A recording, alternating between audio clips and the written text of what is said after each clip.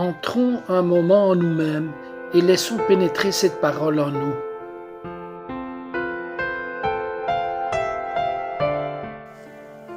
Réjouissez-vous avec ceux qui sont dans la joie, pleurez avec ceux qui pleurent.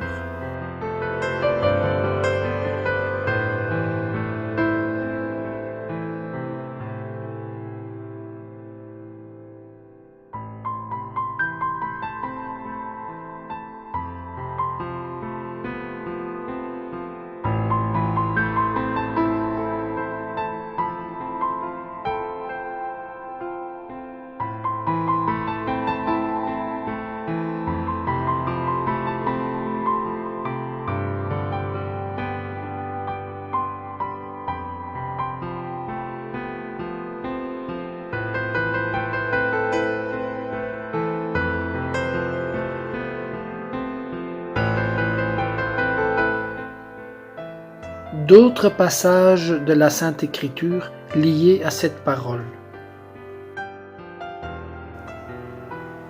Ne te détourne pas de ceux qui sont en deuil, mais partage leur tristesse.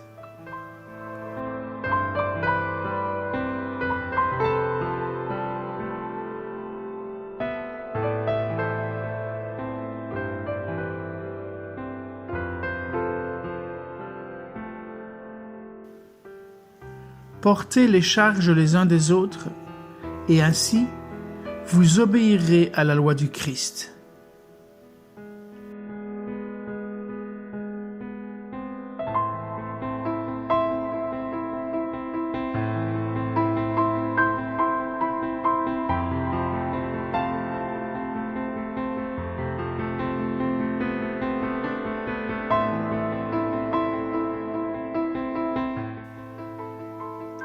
Et notre espérance à votre égard est ferme, parce que nous savons que si vous avez part aux souffrances, vous avez part aussi à la consolation.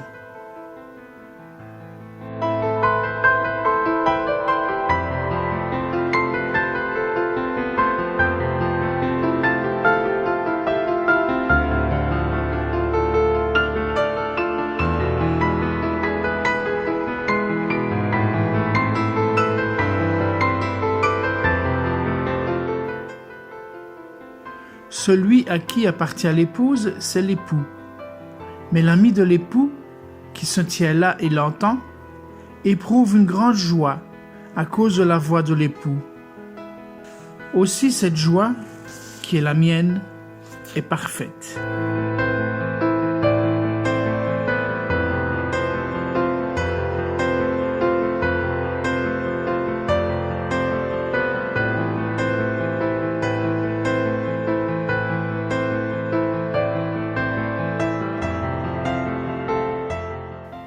Je vous ai dit ces choses afin que ma joie soit en vous et que votre joie soit parfaite.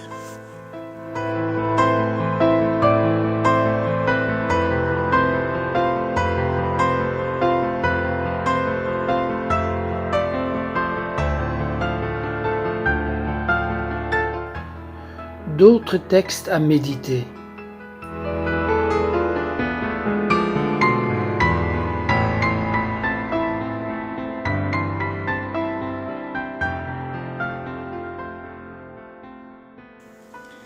L'amitié améliore le bonheur en redoublant notre joie et en divisant notre douleur.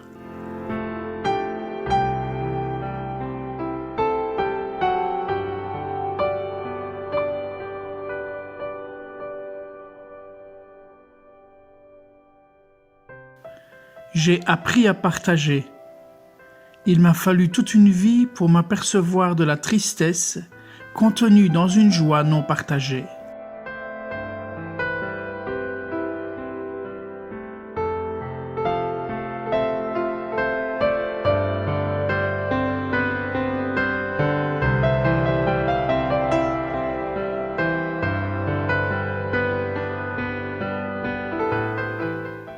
Se réjouir de la joie des autres, c'est le secret du bonheur.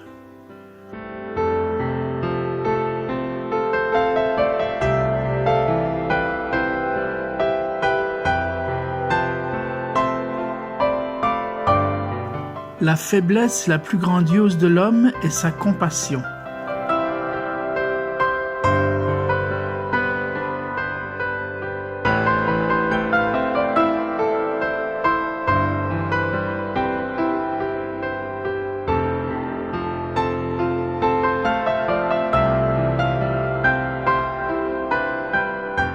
J'appelle religieux celui qui comprend la souffrance des autres.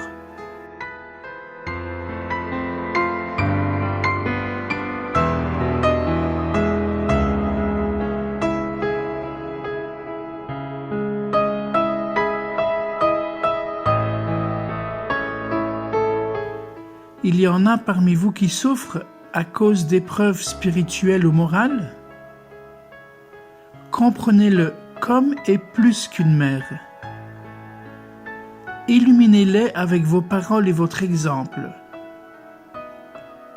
Ne leur faites pas manquer, ou mieux, faites-leur sentir encore davantage la chaleur de la famille. Il y en a parmi vous qui souffrent physiquement, qu'ils soient vos frères préférés. Souffrez avec eux. Efforcez-vous de comprendre jusqu'au bout leur douleur. Faites-les participer aux fruits de votre apostolat, afin qu'ils sachent qu'ils y ont participé plus que d'autres.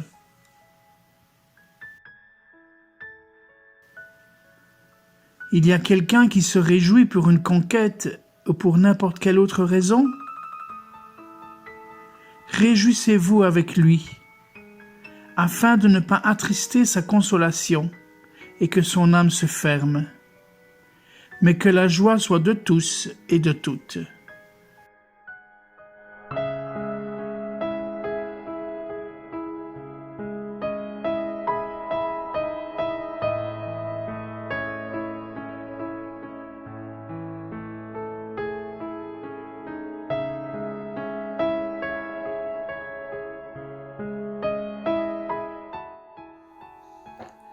La parole devient vie.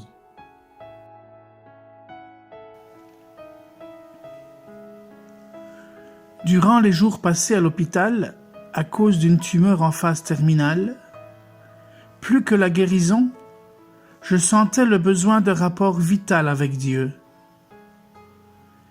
J'expérimentais sa présence à mes côtés et je me sentais envahi par un grand bonheur inexplicable.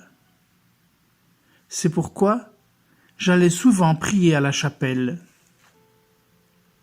Un jour, alors que j'étais là, j'ai senti au fond de moi la suggestion de ne pas aller à la chapelle pour prier, mais de rester auprès des autres malades.